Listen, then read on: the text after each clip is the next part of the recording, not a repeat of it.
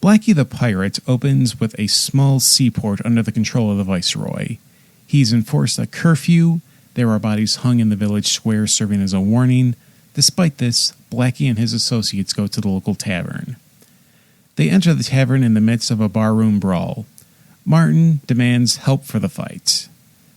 With Blackie's permission granted, Moko literally swan dives into the brawling crowd.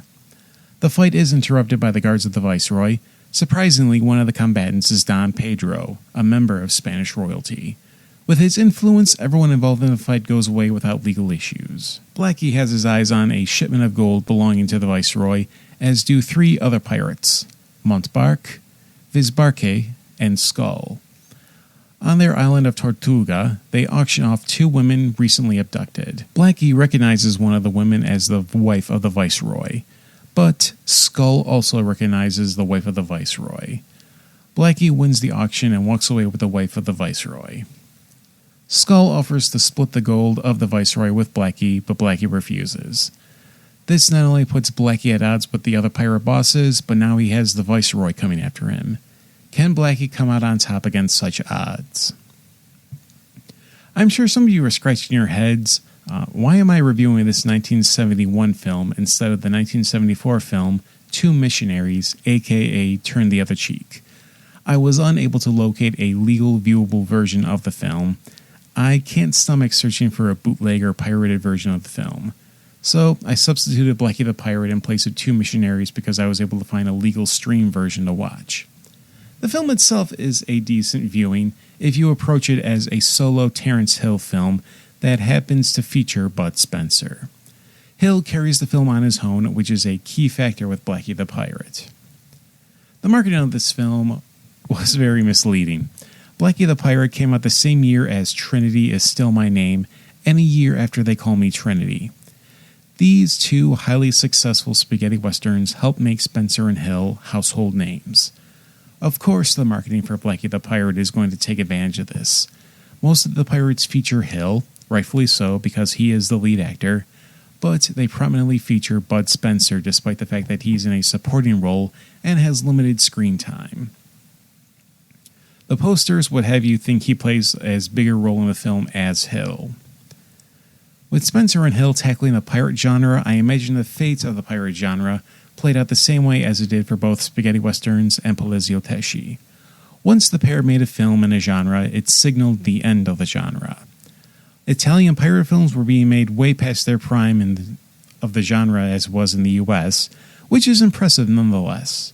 But I imagine the genre in Italy died shortly after Blackie the Pirate. Director Lorenzo Gica Pali doubled as the film's writer. He does a fine job making a pirate film on a very small budget.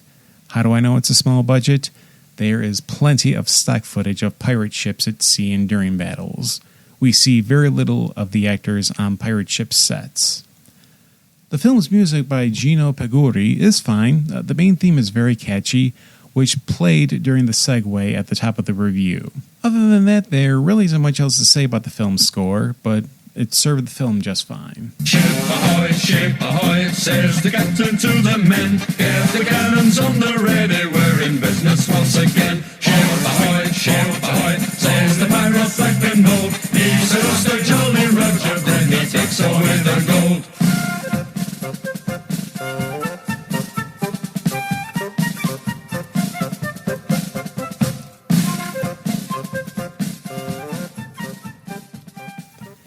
As a lead, Terence Hill can command a scene. He has the charisma and charm needed in such a film, similar to Errol Flynn. Pasquale Basile, Fernando Bilbao, and Sal Borges do well as Blackie's loyal crewmen. All three were also stuntmen, which allowed them to stay on screen as much as possible.